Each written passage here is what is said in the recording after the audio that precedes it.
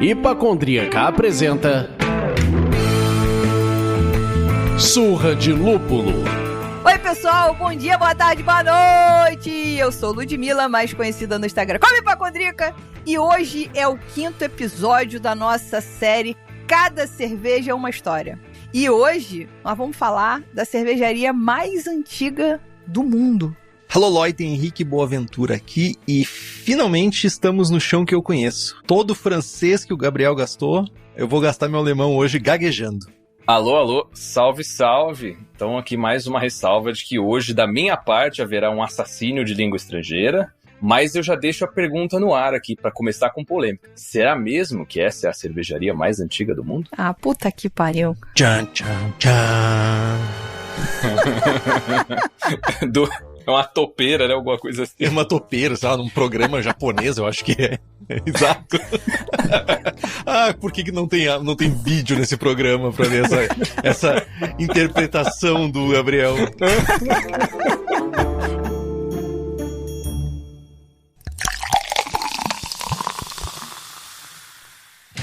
Bom, hoje eu quero fazer uma provocação com você que tá ouvindo a gente. Responde aí mentalmente quando você tá ouvindo aí, ó. Botou o seu fone e tá ouvindo a gente, responde mentalmente. Toda quinta-feira você bate ponto no seu agregador de áudio favorito pra dar o play? Faz contagem regressiva esperando o programa sair? Ri das nossas piadas, inclusive as ruins? Se as respostas foram sim, então pronto, você já foi completamente seduzido pelo Surra de Lúpulo. Agora, que tal você chegar junto e fortalecer ainda mais esse projeto para garantir que ele continue no ar? Ao virar nosso mecenas, você entra no grupo exclusivo de WhatsApp, participa do clube de vantagens com descontos em cursos, cervejas, eventos e ainda concorre a brindes e mimos especiais. Bora fazer parte dessa comunidade cervejeira? Acesse apoia.se/Surra de Lúpulo e garanta o seu lugar no nosso busão cervejeiro. Agora, jovenzinho ou jovenzinha, se o bolso tá vazio, o dinheiro tá curto, guaiaca tá vazia, você ainda pode nos ajudar de outra maneira. Bora compartilhar o link desse episódio com alguém que também curta cerveja, histórias, boas risadas e interpretações de caráter duvidoso de memes. E não se esqueça de nos avaliar na sua plataforma de áudio preferida. 5 estrelinhas no Spotify, Apple Podcasts, Deezer e outras plataformas fazem uma diferença enorme pra gente. E o melhor, pra você não tem custo, é de grátis. Contamos com vocês para fazer o Surra de Lúpulo chegar cada vez mais longe. Mas enfim, ainda não tá 100% convencido desse monte de benefício, então a gente quer que você apoie quem fortalece o Surra de Lúpulo. Se tem uma coisa que a gente valoriza é quem faz o universo cervejeiro crescer, e a Cervejaria Stannis é um desses grandes aliados. Eles, como os nossos mecenas empresariais, acreditam e investem no nosso conteúdo, ajudando a manter o Surra de Lúpulo no ar. Mas não é só isso. Além de criar cervejas incríveis e de altíssima qualidade, a Stannis proporciona experiências completas, seja nos bares próprios ou pelo e-commerce que entrega em todo o Brasil. Agora, chegou a sua vez de apoiar quem apoia a gente. Use o cupom SDL12 no site stannis.com e garanta 12% de desconto em qualquer produto. Assim você enche a geladeira com cervejas sensacionais e ainda consome quem ajuda a manter o Surra de Lúpulo no ar. Porra! Revoltada, cacete. Porra! Vai!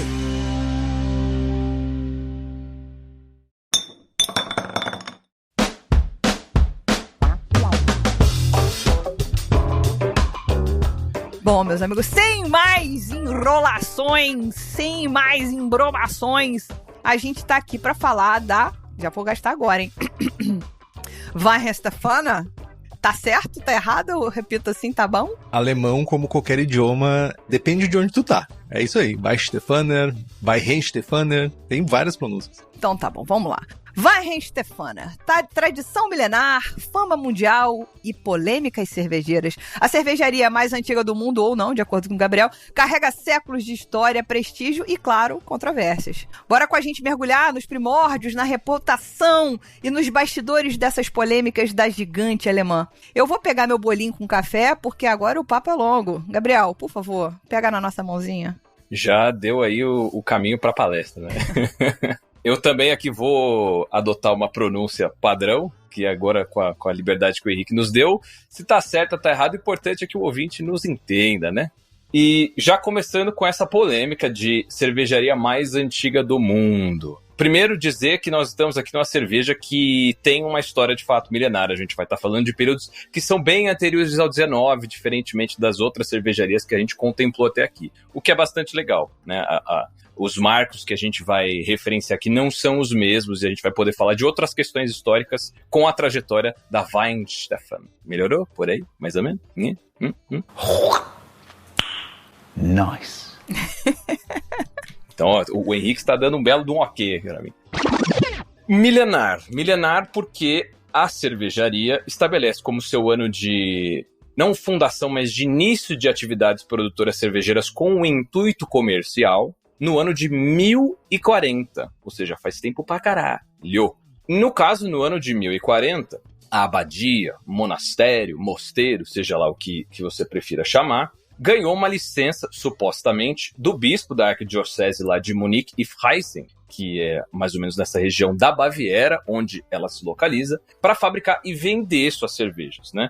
Alega-se que ela já fazia cerveja pelo menos desde 1021, e alguns registros supostos apontam para essa atividade até um pouco antes. E isso vai ser possibilitado pela ordem que habitava aquele mosteiro, para qual esse tipo de atividade era permitido. Mas existem inconsistências de cara na própria história da cervejaria que fazem a gente começar já a duvidar desses marcos tão gloriosos assim, né? De novo, é a história contra o marketing. Os departamentos de marketing, se eles nos ouvirem, eles devem nos odiar. Eu quero fatos. Também não estou aqui trazendo fatos, porque eu não leio alemão e não tenho acesso a esses documentos, mas é um pouquinho de raciocínio para tentar quebrar um pouco dessa certeza. Só para fazer a gente coçar a cabeça e ter boas histórias depois para contar no Botex. Até 1950, a empresa reconhecia como seu ano de fundação 1146. Então, no século seguinte a esse que eles adotam agora. Até que, do nada, parece ter surgido um documento que falava que o bispo lá da arquidiocese, o Otto I, tem até nome o sujeito, teria transferido os direitos de fabricação de cerveja que anteriormente eram exercidos na cidade de Freising, que era uma cidade episcopal que vivia no entorno da arquidiocese, para o mosteiro. Então, em vez de ser fabricado ali abaixo, isso foi para cima, já que a cervejaria é localizada num platô, numa colina. Porém, contudo, entretanto, todavia, alguns historiadores, né, nesse último meio século, foram lá investigar essa história mais a fundo e, numa análise sob a lupa, eles expuseram esse suposto documento como uma falsificação. Isso na história é bastante comum, tá?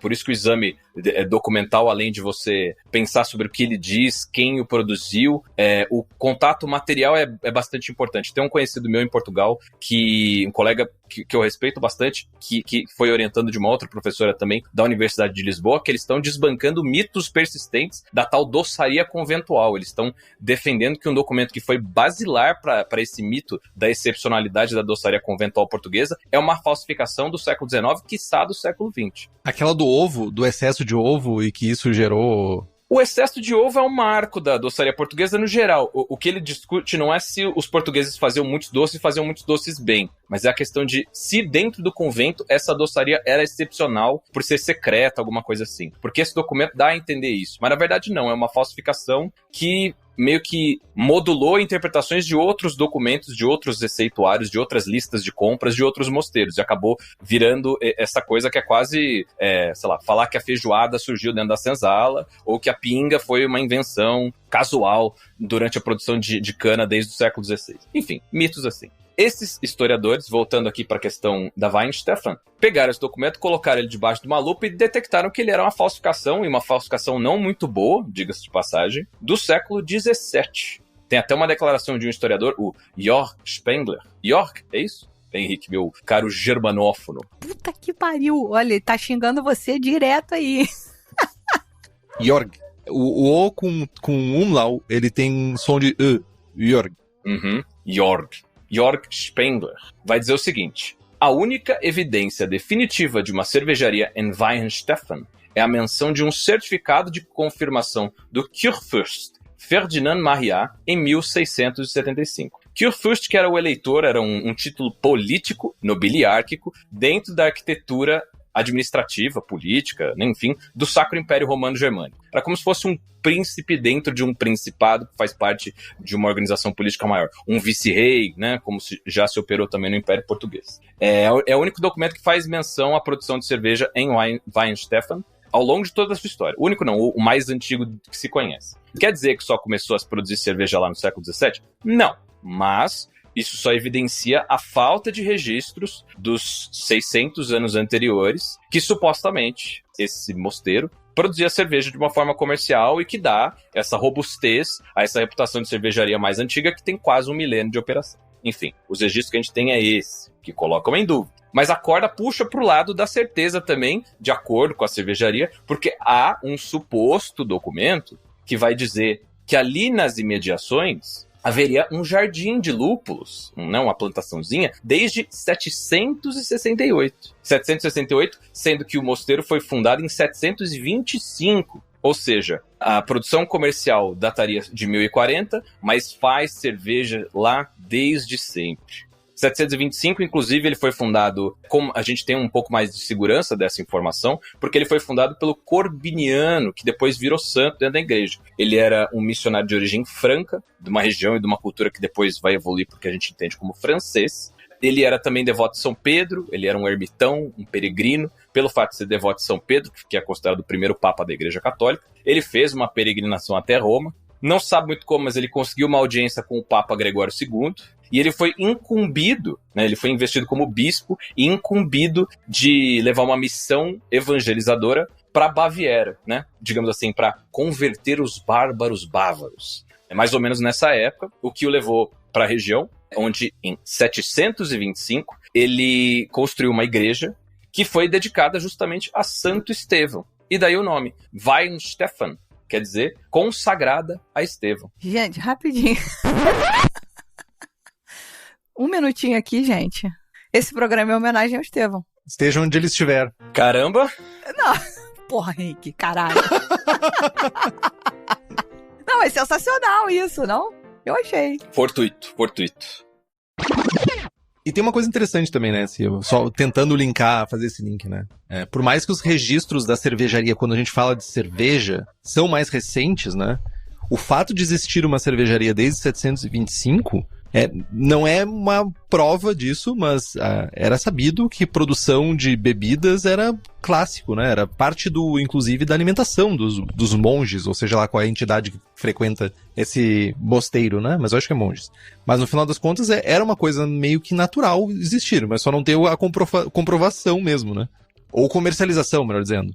Inclusive é um grande debate. É um debate importante quando você pensa... Hoje em dia, quando a gente está lidando com essas marcas longevas que existem até hoje, você está brigando com uma narrativa de marketing. Mas do ponto de vista histórico, é um exame que vale a pena ser feito a partir, de fato, das atividades de produção que tem uma finalidade comercial. Não só uma produção para consumo próprio.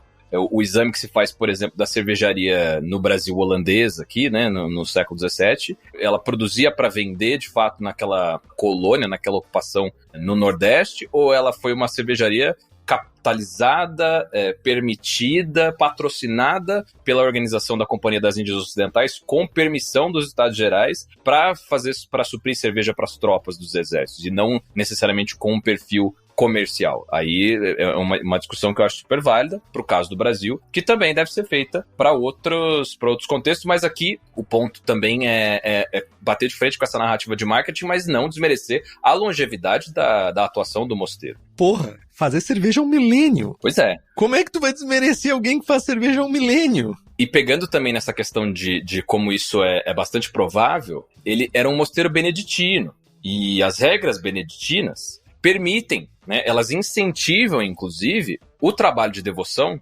dentro da ordem de ser um grande misto entre oração e trabalho. É o ora e lavora. Isso faz muito sentido dentro da ordem e também das subordens. Dentro dessas subordens, os cistercienses e os trapistas. São beneditinos, os trapistas, inclusive, com uma reputação dentro do histórico da cerveja gigantesca, porque isso faz bastante sentido. E era permitido, inclusive, que você trabalhasse para subsistir, para produzir alimentos internos, mas também que você oferecesse serviços e produtos para fora. Então você tem muitos mosteiros que vão oferecer serviço de acolhimento religioso, mas também acolhimento de saúde. Você também tem venda de produtos alimentícios além da cerveja. E no caso dos cistercienses, em Portugal, você tem vários mosteiros produtores de doces, No caso dos trapistas, você tem uma infinidade de exemplos de produtores de cerveja para fora. com um feitio de fato comercial. Porque isso arrecadava dinheiro para a ordem, auxiliava na manutenção do claustro, enfim, você precisa se manter. Hospedagem também era uma coisa muito comum também nesses ambientes. Hospedagem. E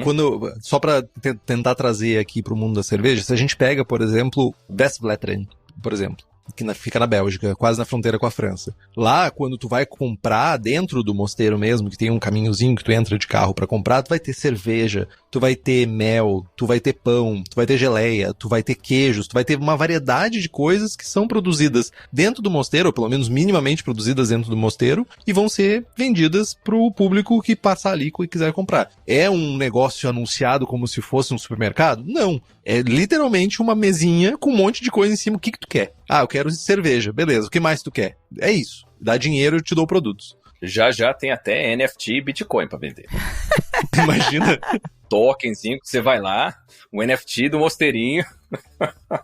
Ai. Bom, enfim, voltando para a questão dos marcos e para a questão do mosteiro. Ele existe há bastante tempo. Faz sentido você supor que ali existia uma produção de cerveja longeva, né? Inclusive, ainda que o fundador, o Corbiniano, não venha de uma tradição necessariamente mega associada a essa época com a produção de cerveja, ele está num lugar que sim, é longevo nessa produção. Inclusive, você tem, desde a antiguidade tardia, um confronto civilizacional que também se dá através da simbologia daquilo que se bebe. Então, o civilizado romano bebe vinho e o incivilizado bárbaro bebe fermentados de cereais. E essa região que está sendo domada pelo catolicismo, pelo menos na intenção do Papa, com essa missão do Corbiniano, vai ser, ao mesmo tempo, vai apresentar uma certa resistência cultural. Ela não está ali para ser varrida completamente. Já se fazia cerveja ali, todo sentido, para que os devotos, inclusive desse mosteiro, as pessoas que são ali acolhidas e que vão ter sua educação religiosa, passem a produzir aquilo que eles já conhecem, né? Ainda assim,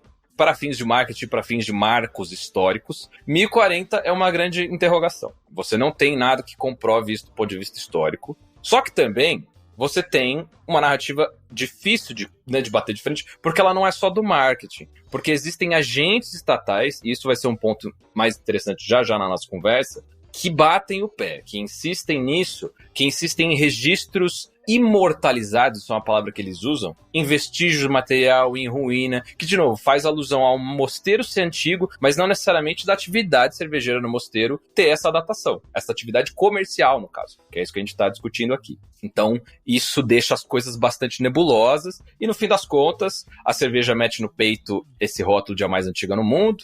Ela tem algumas vizinhas ali, por exemplo, a Hofbrauhaus de Freising, que também disputa esse título. Ela tem uma datação ali por volta de 1100, e ela tenta puxar a sardinha para o seu lado, porque ela garante que tem uma produção contínua nesse quase milênio, enquanto a Weihenstephan não tem, porque, afinal, vários desastres na história do mosteiro de lá para cá. Alguns deles eu posso citar já. Enfim, é uma discussão bastante lamacenta, e no fim o que a gente pode fazer é duvidar, e depois olhar para os pontos positivos e gostar dessa cerveja que, de fato, pelo amor de Deus, já chegaremos lá. Para mencionar também mais uma que tá nessa briga, que é a Weltenburg Kloster, que é outra que também tá nessa briga, desde que ela afirma fazer cerveja, mas daí não de forma contínua, desde 1050. Fica mais perto da divisa com a República Tcheca, esse mosteiro. Também é beneditino, então também tá na disputa. É um lugar, inclusive, que é muito bonito. O mosteiro fica bem numa curva de um rio, e o acesso é bem difícil, mas é muito bonito lá. E tem serviço de hospedagem, tu pode ficar lá, tu pode consumir as cervejas no local também, é bem interessante. Que maneiro. Tá vendo? Henrique, foi onde o rio faz a curva, cara. Bom, não, eu tenho uma... é pior que isso. Eu passei do lado e não parei. Literalmente, eu passei a 5 km desse monastério e eu não parei. 5 km. Porque eu tava indo pra onde? Pra Bamberg. E, tipo, eu tava só olhando no horizonte, assim, eu só queria chegar em Bamberg. Mas é o quê? Vai ter que voltar, pô. Aí um ótimo incentivo. Mais umas 18 mil vezes, pelo menos.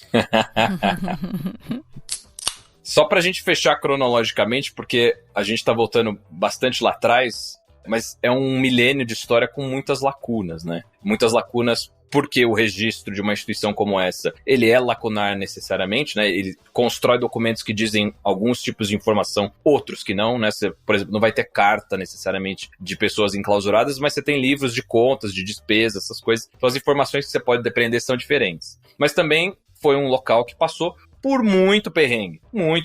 De 955 a 1463, eles têm registro de invasão estrangeira, de saque, pelo menos 4 incêndios com devastação total a ponto de pôr tudo abaixo, tudo tem que ser reconstruído do zero, terremoto, peste, fome, é um lugarzinho lascado mesmo. Então, também por conta dessas variâncias, você entende porque a produção não foi contínua, mas também tem um grande buracão, né, na trajetória dessa cervejaria, na narrativa que ela constrói mesmo sobre si e que acaba sendo acessível para quem quer estudar sobre a Baviera, sobre a produção cervejeira num recorte mais longo. E até aí, o comecinho da época moderna, a gente tem um grande ponto cego, digamos assim. Eu só consegui ficar imaginando um monte de problema acontecendo. Eu imaginei aquele meme do cachorro tomando um café, assim, tá tudo bem, sabe? Tá tudo bem. It's fine.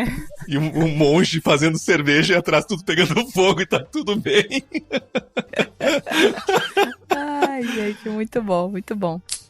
Bom, mas aí a gente fica agora nesse momento de Weihenstephan ou Weihenstephaner? Qual é a diferença? E aí a gente vai falar que Weihenstephan é o local, é a cervejaria em si. E, assim como no inglês, onde o sufixo ER no final, dá a ideia de algo que pertence a, se origina de tal lugar, que é de determinado grupo, que tem uma certa característica, um tipo de molho, né? Então, Weihenstephaner, com o ER no final, é a cerveja produzida pela Weihenstephan. Então, a gente colocou alguns exemplos aqui na pauta, tipo o Henrique, que agora é tiktoker, né? Faz vídeo no TikTok, é tiktoker. É influenciador, é influencer, enfim, e assim sucessivamente. E aqui, né, um ponto interessante, muitas cervejarias ganham o nome do seu fundador ou do local onde elas estão fundadas. Mas nesse caso especificamente, foi o mosteiro quem acabou batizando ou cedendo o nome para essa região. E assim dá para dizer que foi a cervejaria que batizou o local, né? Apesar da precedência ser da instituição monástica e não do fazer cervejeiro. Apesar da história ser do monastério, não do fazer cervejeiro. Mas enfim, a narrativa se embola toda até que propositalmente para fazer parte do marketing, como o Gabriel já citou aí, né, desse imaginário que vai trazendo gente para os dias atuais, que o que importa, gente, não é a verdade mais, é o controle da narrativa, né? A história é minha, eu conto do jeito que eu quero.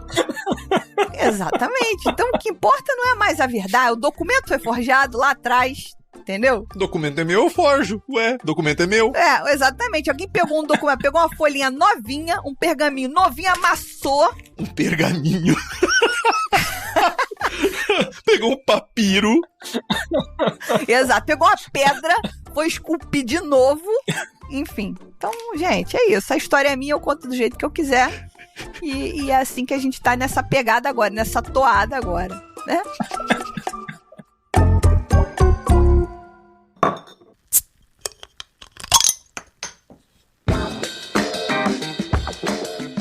Pra gente continuar e não perder essa vibração positiva, a gente vai falar desse pedacinho de terra que o Henrique ama tanto, né? A Baviera, o solo sagrado da Weihenstephaner e da lei da pureza. Por que não dizer isso, né? O berço da cerveja alemã deu ao mundo a Weihenstephaner e a Reinheitsgebot. Mas com essas duas histórias, como é que elas se entrelaçam? Como é que elas interagem entre si? Será que tradição e regulamentação moldaram uma das cervejarias mais icônicas do planeta? Gabriel, venha nos defender. Vamos lá, então. Vou colocar aqui minha capa, meu escudo. Vai, vamos Chapolin. pra batalha. E a minha marreta biônica. Ai, caceta. Pois bem, aqui um ponto...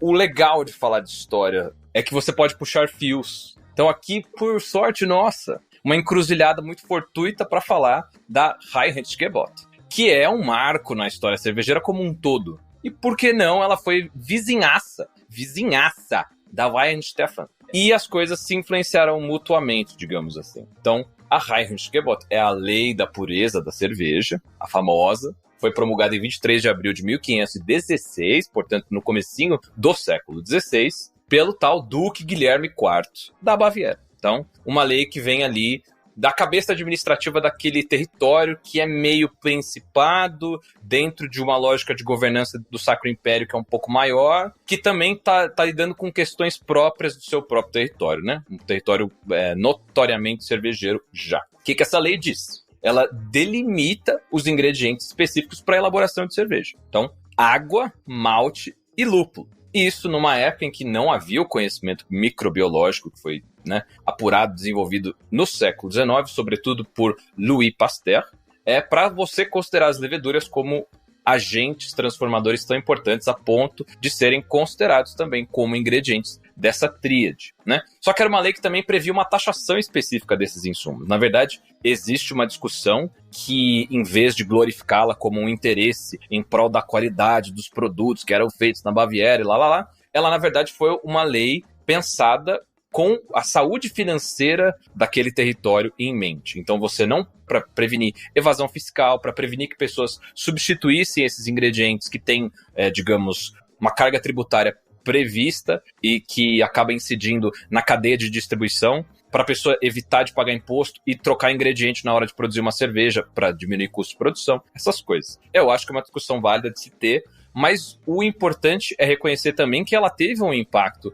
na restrição de possibilidades do que foi o fazer cervejeiro nessa região e depois na Alemanha unificada sobre o Império Alemão e depois na República Federativa da Alemanha no século XX também. E a Weihenstephan, pelo que a própria empresa diz, e aí isso também são coisas que são difíceis de aferir fora o que a empresa noticia, ela se alinhou a essas exigências de pronto. Só que hoje ela se posiciona alinhada a isso numa luz positiva, como se isso também fosse, não necessariamente como se fosse algo inevitável e algum tipo de movimento que cerceou a diversidade de possibilidades que ela tinha na época, mas um caminho natural, e um caminho natural para o bem geral da cerveja bávara. E por isso, ela se coloca dentro dessa tradição, que é bastante antiga e que hoje produziu estilos como a Helles, que são estilos clássicos da escola alemã. Apesar dela também ter um portfólio mais diverso, né? O Henrique acho que vai falar disso já, e nem tudo acaba entrando nessas restrições da lei, né? Suponho eu. E um grande efeito, eu acho que o maior deles,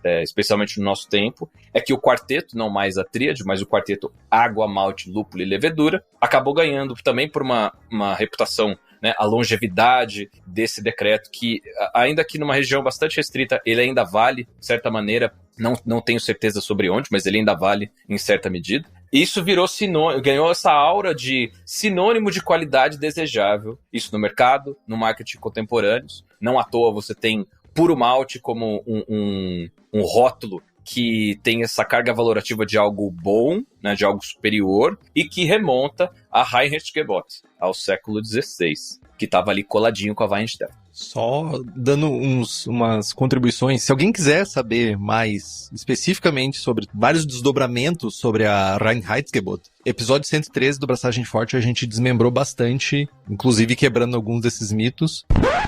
Não pode, Lud? Não, pode sim, mas a pessoa tá aqui no Surra, vai ouvir um episódio no Braçagem Forte sobre lei da pureza? Não, vai ouvir o episódio que a gente tem sobre isso, né?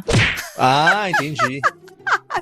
Eu acabei de levar uma puxada de orelha que eu não posso divulgar o podcast irmão. Claro que pode! Da rede ao lado, eu não posso divulgar. Irmão. Tá bom, escuta o do Surra então, tá tudo bem. É o episódio 225, inclusive. 225.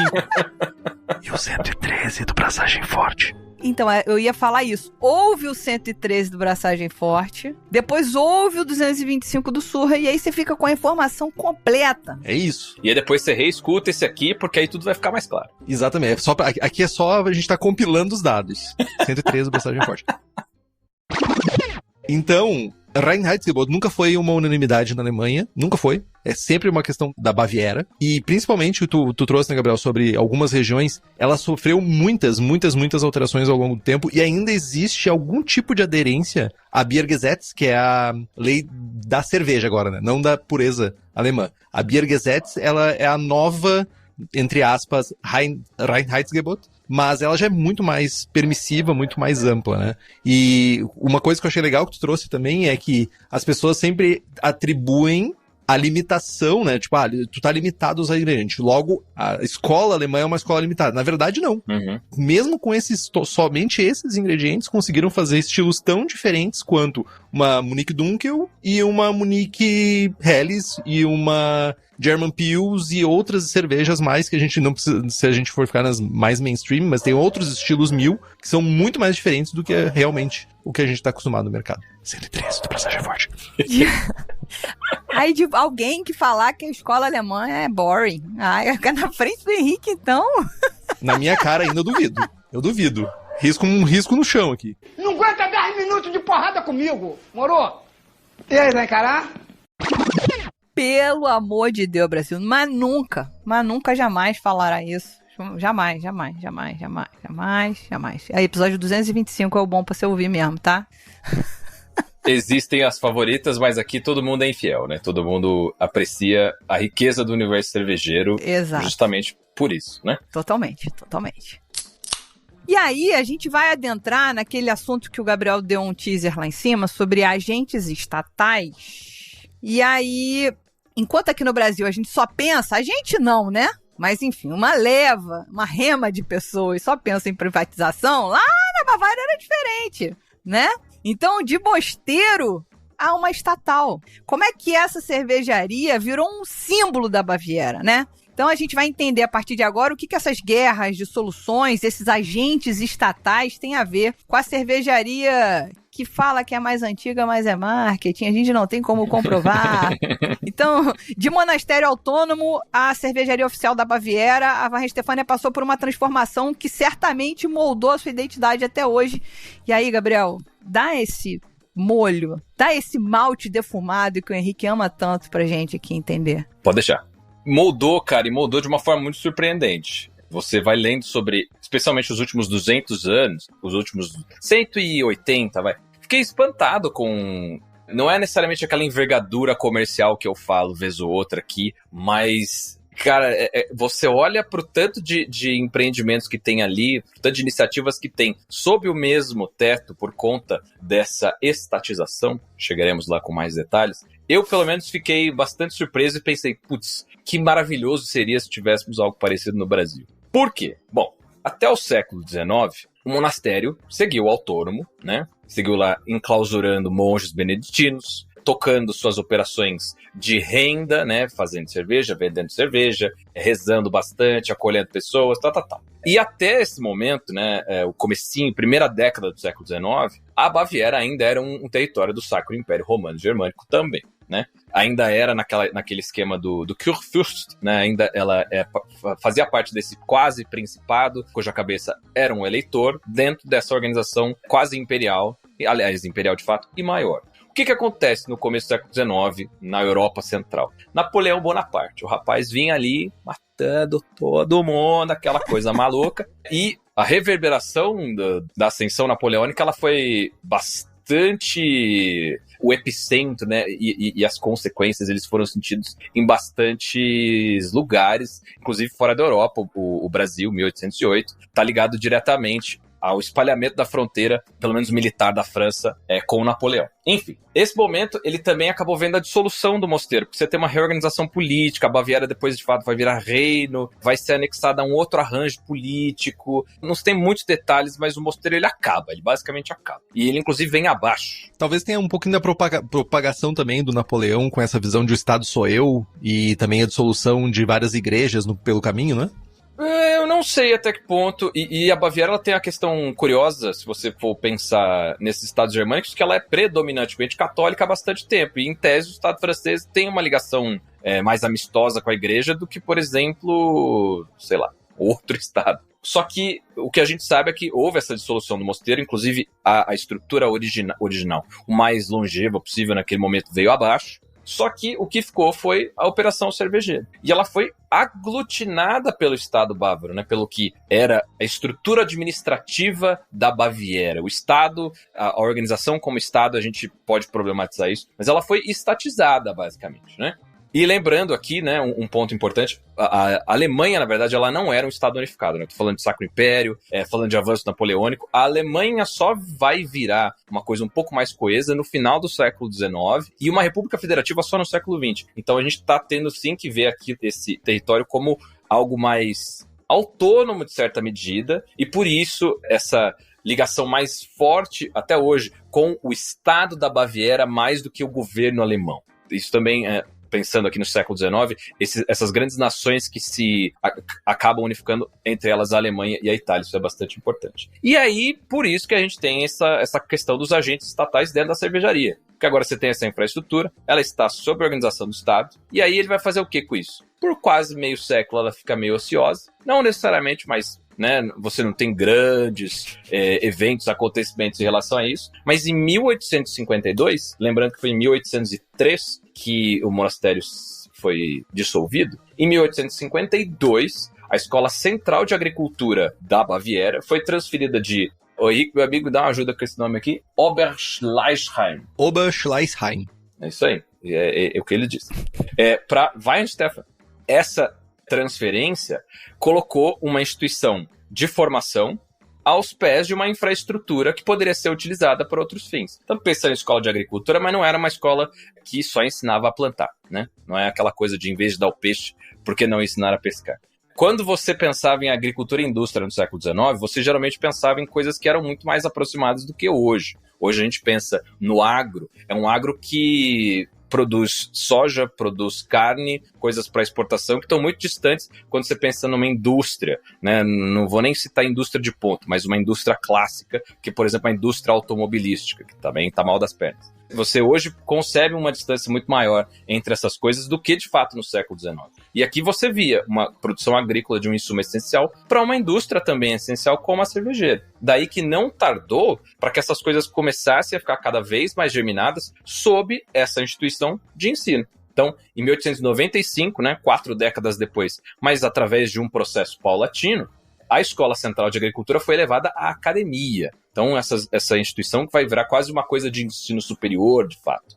Em 1907, criou-se, de fato, um centro de pesquisas em cervejas. Então, agora você está colocando o viés tecnológico para fazer um ciclo entre o campo e a Dorna. Vamos pegar todo o ciclo aqui e também explorar o potencial de ensino que a gente está tendo aqui. Em 1919, isso, de fato, vai virar uma faculdade de agricultura e produção cervejeira. E aí, 11 anos depois, ela vai ser anexada à Universidade Técnica de Munique.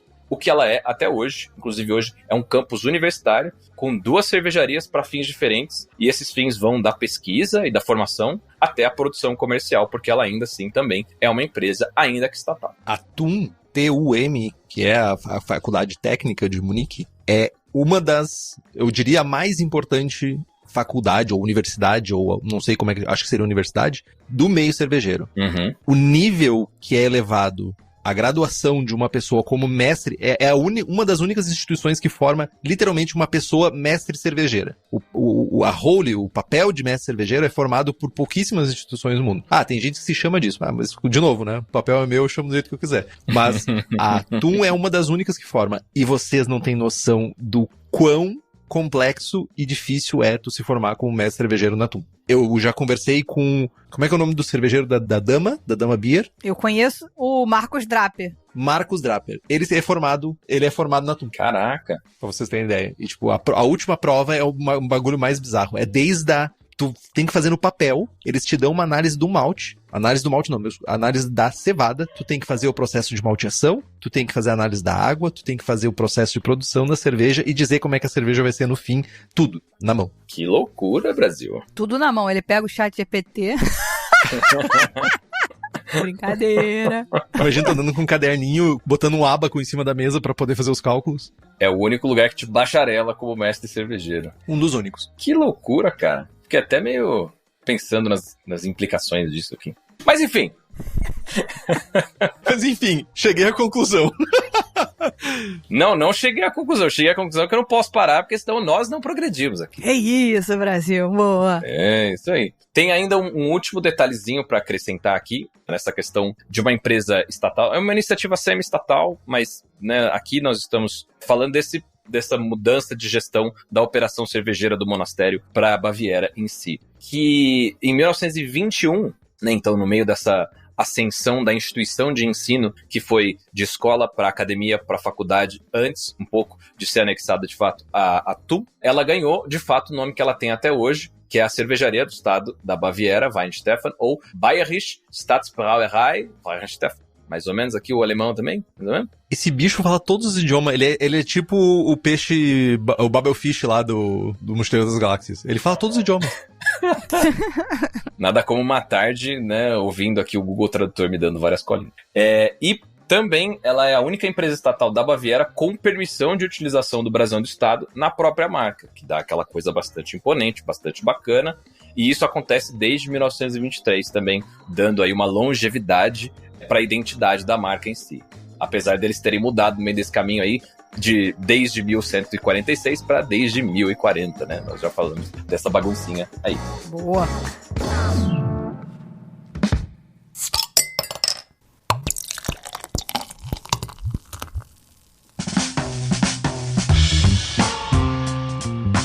Mas vocês estão percebendo que o ânimo do Henrique ele vai melhorando do começo do programa. Né? Ele vai melhorando. O ânimo do Henrique, ele tá melhorando. Tá melhorando por quê? Ele tá sentindo, ele tá vendo pela pauta que tá chegando a hora, tá salivando. Tá chegando a hora de falar sobre a parte dessa tecnologia cervejeira. Quando falou da universidade, porra, coisa, Brasil bateu no peito, escambau, entendeu? Tá com a camisa da Alemanha gravando esse programa, tá? Então aqui a gente vai agora, fermentação aberta, filtração inovadora, cerveja sem álcool, segredos. Quais são esses segredos dessa cervejaria histórica que a gente vai descobrir pelas palavras de Henrique Boaventura? Por favor, meu amigo, nos ilumine. Chega a tá babando pelo canto da boca, né? Tipo... Exato. É o famoso boquinha de piscina. Primeira coisa que muitas das coisas que a gente vai falar aqui, elas não são uma exclusividade da Weihenstephan, né? São coisas que... As técnicas, elas são muito difundidas, assim como em outros universos cervejeiros, então não é uma exclusividade, mas tem coisas aqui, principalmente quando a gente olha para a evolução técnica da marca, da cervejaria, que são bem interessantes. A primeira coisa delas é a fermentação aberta, né? As cervejas alemãs, principalmente cervejas de trigo, por exemplo, cervejas as Weizenbier ou Hefeweizens, elas fazem muito uso de fermentação aberta porque tem vários benefícios para isso, né? Ao contrário do que a gente está acostumado quando a gente vê cervejarias mundo afora, a gente vê aqueles fermentadores de inox, fechadinho, lacrado, com um monte de válvula, que fica parecendo uma imagem do ChatGPT que foi gerada aleatoriamente, isolando totalmente a cerveja do mundo externo e sem presença de oxigênio, CO2, blá blá blá. No mundo alemão, principalmente nessas cervejarias que fazem cervejas de trigo, é muito comum fazer fermentação aberta. Fermentação literalmente dentro de um ambiente isolado, né? Não fiquem achando que é na rua, literalmente na rua, tem uma piscina onde as cervejarias fermentam a cerveja. Não, é um ambiente isolado, mas os recipientes que recebem essa fermentação, eles não têm tampa, eles não são hermeticamente fechados. Justamente porque isso influencia diretamente no caráter da cerveja. A presença de oxigênio, a não ter estresse por causa da presença de pressão também, que são fatores bem técnicos, enfim, mas que fazem com que a levedura consiga expressar as características que a gente espera daquela levedura de trigo, o famoso cravo e a banana. Então, por isso que fermentação aberta é uma coisa bem interessante, e isso faz com que a cerveja fique com as características que a gente espere. Entretanto, porém, não obstante, né? Apesar de ter essas salas controladas, disso ser historicamente feito dentro dessa cervejaria, a Weihenstephan, ela não faz mais desde a década de 80. Essas salas, até por questões de segurança, né, tem uma questão muito importante de segurança, porque essas salas de fermentação aberta, elas têm uma presença muito grande de dióxido de carbono. Isso pode matar as pessoas. Literalmente, aquele rolê de andar com um canário dentro de uma mina de carvão, é isso aqui. Tu pode entrar lá dentro, se tu não tiver avisado, e tá no momento da fermentação onde gera muito gás carbônico, e as pessoas simplesmente virem a falecer, morrer. Mas desde a década de 80, a Weihenstephan parou de usar esse método de fermentação aberta e fez uma migração. Aí por questões energéticas, né, de eficiência energética e sanitárias também, agora usam fermentadores horizontais, cilíndricos, de inox, que são não pressurizados, então eles ainda não estão pressurizando, mas também não estão selados esses fermentadores. Então é uma tentativa de ainda assim manter pelo menos algumas características da fermentação original aberta, mas com esses fermentadores que não são mais expostos ao ambiente. Tá com uma cara de pergunta, Lud. Não, eu tô pensando, na verdade, quando você falou de tanque aberto, cilíndrico, minha cabeça foi por um negócio que não tem nada a ver com isso aqui, que é o tanque deitado. Isso. Horizontais, eles são deitados, mas os abertos, eles são simplesmente sem boca. A parte de cima é aberta. Aham. Só que eles são verticais abertos. Uhum. Aí eles migraram para horizontais abertos. Ainda que a geometria desses fermentadores abertos costumam ser bem mais largos do que altos. Justamente para não ter estresse por causa da quantidade de líquido, né? da barra de líquido que tem pressionando a levedura no fundo. Saca? Fez sentido? Não, faz sentido. Tudo bem. Beleza, vamos lá. Vamos nessa. Pau na máquina. E falando em fermentação, também tem uma parada muito interessante quando a gente fala da Weihenstephan, que é, no caso, não a cervejaria, a faculdade, que é o Hefebank da Weihenstephan, que é basicamente, em linhas bem humildes, o maior banco de leveduras do mundo, que desde 1940 cataloga e distribui leveduras tanto para laboratórios no mundo inteiro, então muito provavelmente existe uma chance grande de a levedura que você está usando ter passado inicialmente pelo laboratório lá do Hefebank, quanto para cervejarias. Então a disponibilidade dessas leveduras escolhidas especificamente... a Weihenstephaner, na verdade, usa a levedura X, a Schneider Weisse usa outra, a Hofbrauhaus usa outra, então tem essa distribuição e esse banco de leveduras fica todo ele também dentro de Weihenstephan, que é, no caso, um grande conglomerado relacionado à cerveja, né? Eu achei bem legal, eu li que várias leveduras pelo mundo acabaram tendo a sua designação até comercial, até pela fama, de acordo com a catalogação que elas tinham dentro do Hefebank, né? Tão influente, né, que os caras ficaram. Achei isso muito massa. Total, e são os números, né? Se você quiser acessar Hefebank, é H-E-F-E, bank de banco em inglês, .de, se eu não estou enganado, tu consegue acessar dividido por família, Lager, Ales, ou até mesmo Bretts, tem lá a divisão e cada uma tem um código. E geralmente esses códigos aí, quando a gente fala de White Labs, quando a gente fala de até mesmo Levtech da vida, que tem um númerozinho, muitas vezes está relacionado a esse código original que é lá do Hefebank. Isso é bem interessante, esse ponto que o Gabriel trouxe.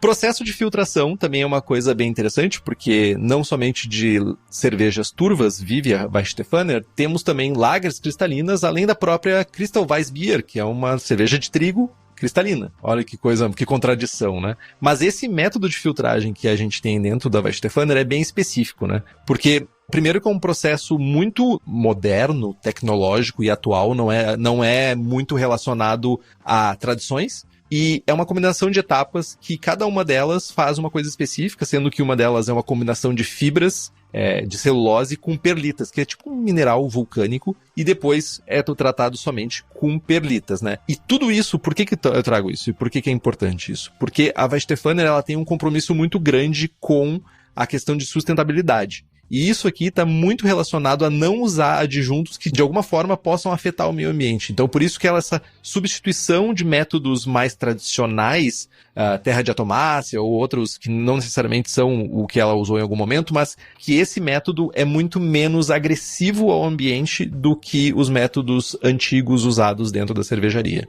Outra coisa também que é bem massa, que a gente tem falado bastante, inclusive aqui, né, Lud, sobre cerveja sem álcool, tem sido um assunto bem constante nas nossas conversas, é que ao contrário de muitas cervejarias alemãs que produzem cervejas por fermentação interrompida, que é, em linhas bem gerais, é uma fermentação que ocorre meio que normalmente, até que chega um momento que interrompem, simplesmente vão lá, fazem uma pasteurização e a cerveja fica doce e pasteurizada. A pior combinação possível numa cerveja. É doce, pasteurizado e com pouco álcool. Então, gera um resultado que, pra mim, não é um resultado agradável, mas é muito comum em cervejas alemãs, essa conjuntura de sabores. Mas a Weihenstephaner, com o apoio da universidade, né, de Weihenstephan, emprega um método bem diferente, que é a evaporação a vácuo. Basicamente, e eu não vou me aprofundar muito aqui, é que quanto menor a pressão dentro de um recipiente fechado que está sendo fervido, mais baixa é a temperatura de ebulição. Então a gente consegue, por exemplo, fazer com que as temperaturas dentro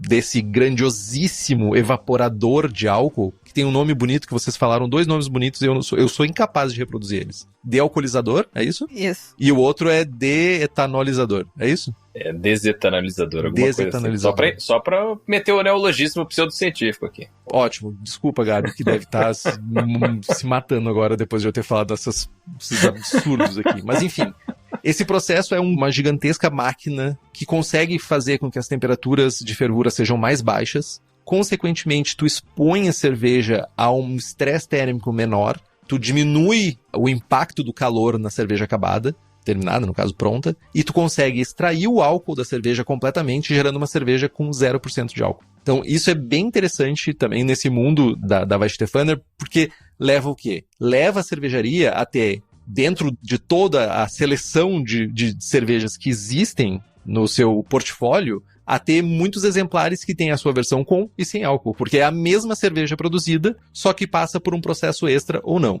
Aí a gente poderia falar, por exemplo, a Hefeweizenbier, que tem a versão com e sem álcool. Temos também a Dunkel, que não tem versão com e sem álcool. Temos a Dunkel, que é uma Dunkel Weizen. Nós temos a Hefeweizen Leicht, que é uma cerveja leve, de 2,6% de álcool, que não estamos falando de sem álcool, mas estamos falando de álcool reduzido, e mais uma vez focando no mercado crescente, diminuição de consumo de álcool ou diminuição total do álcool. Aí temos também uma Weizenbock clara, que é uma das únicas do mundo, que é a Vitus, que é classiquíssima, é uma das mais consumidas, que eu diria, aqui no Brasil, porque é uma das únicas que chega ainda da Weihenstephaner, talvez com qualidade suficiente para ser considerada uma cerveja exemplar.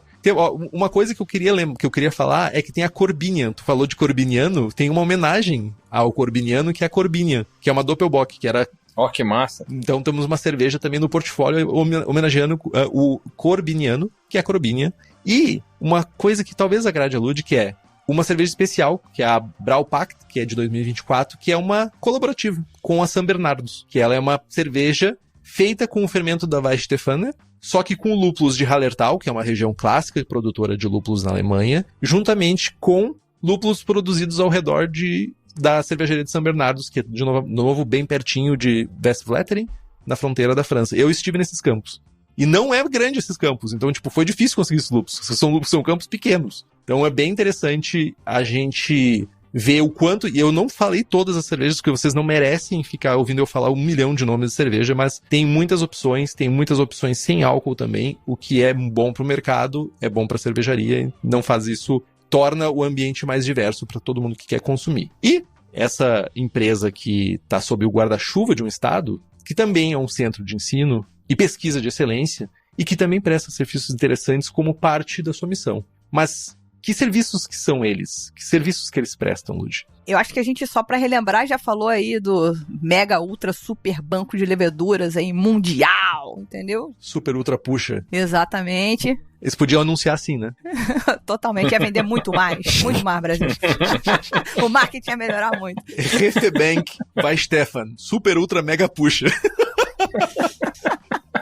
Já falando aí, ó, de um servição que eles estão entregando pra gente, esse bancão de leveduras, entendeu? Não é essas coisinhas fit que tem agora, não, fintech não é isso não, é um banco de levedura aí, ó, potente. Eles têm uma produção de controle de qualidade dos maquinários, equipamentos e outros produtos de ponta feitos lá na Alemanha. O que está em desenvolvimento na indústria, que é mandado para o Instituto de Pesquisa, e eles cobrem vários pontos, desde da parte operacional até a parte química e de análise de amostras e etc, né? Então tem toda uma questão acadêmica, como o Gabriel falou, né? E o Henrique também já tinha falado da universidade. Eles são parece tipo Inmetro com Anvisa numa instituição só, no que diz respeito à cerveja. Pois é, rapaz, olha só. Coisa linda. Você tem o nosso joinha, tá valendo. E o mapa, quase. E o mapa? Será que eles trazem os números do mapa igual o mapa? Não, vamos falar disso hoje, não. De repente, uma sombra pairou sobre Ludmilla. Mapa! Me dá os números!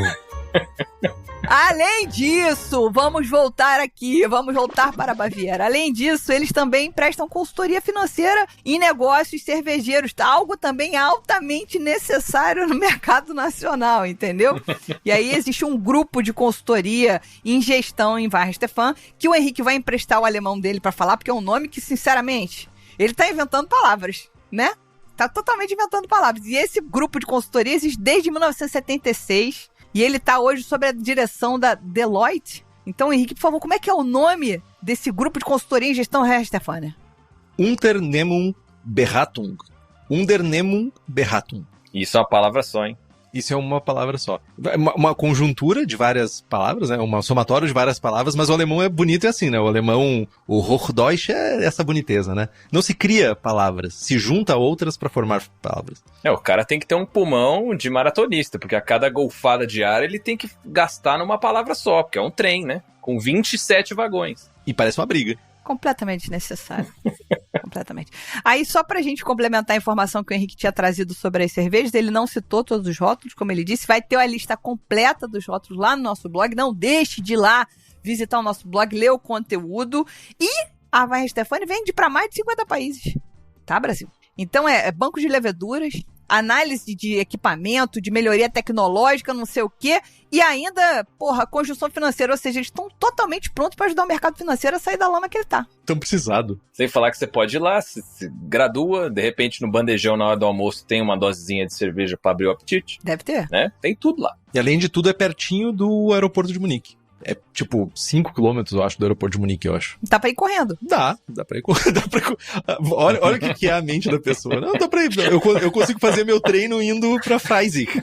É isso, Brasil. Vou correr na viagem? Não vou? Pronto, a conjuntura já vai me obrigar a correr. Vai me obrigar a correr. Aí eu já chego e compenso esse esforço aos pés da Weihenstephaner. Exatamente. Bom, gente, a gente chega aqui ao final de mais um episódio da série Cada Cervejaria Uma História, Cada Cerveja Uma História. Um sucesso de público e crítica, Brasil, tá? Assim, recebendo mensagens de pessoas do mundo inteiro falando sobre esse programa. Então foi incrível mergulhar na história da cervejaria, que quer dizer que é a mais antiga, mas não é bem assim. Falsificou um documentinho aqui e ali, tá ok? Tá parecendo carioca. Furando fila toda hora. Pra ser melhor, esse programa só se eu estivesse tomando uma cervejinha agora. Tomar uma Vitus agora ia ser, olha, recompensador, eu diria. Ainda mais pra uma pessoa que tá quase virado aqui, trabalhou a noite toda, ia ir muito bem. Ai. E você, jovem, se ouviu a gente até aqui, lembre-se de participar conosco das nossas redes sociais. @Surras de Lúpulo, tanto no Instagram quanto no TikTok. E tem alguma sugestão de pauta convidados, manda um e-mail pra contato@surradelupulo.com.br. É isso, Brasil. Até semana que vem, né?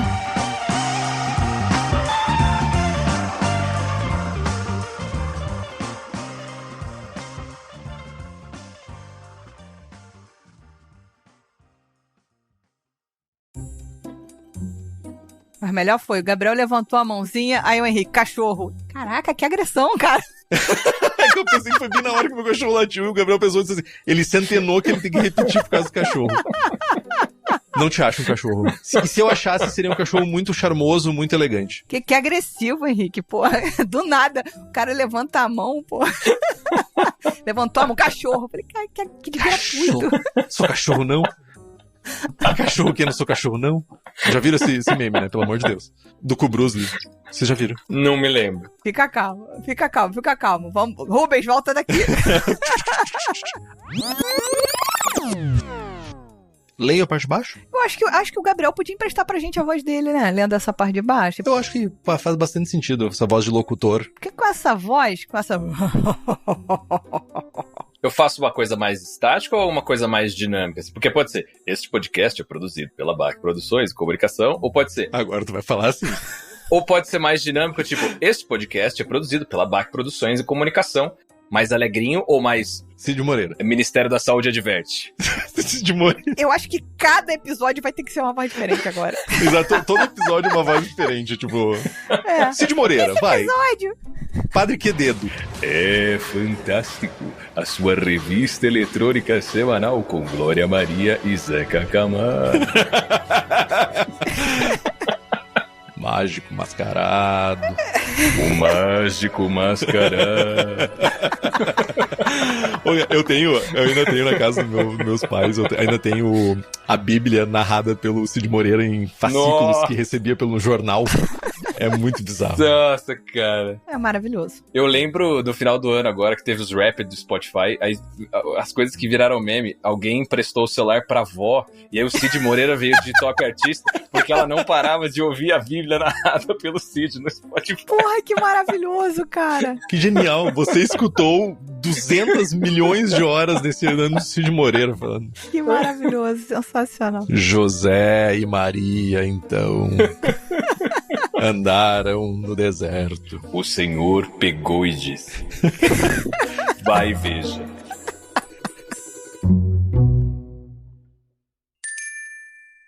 Beba local, beba com moderação.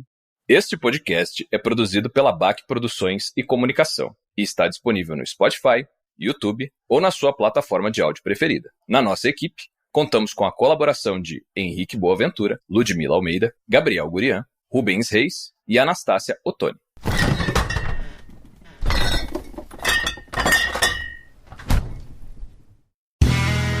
Este podcast foi editado por Play Áudios.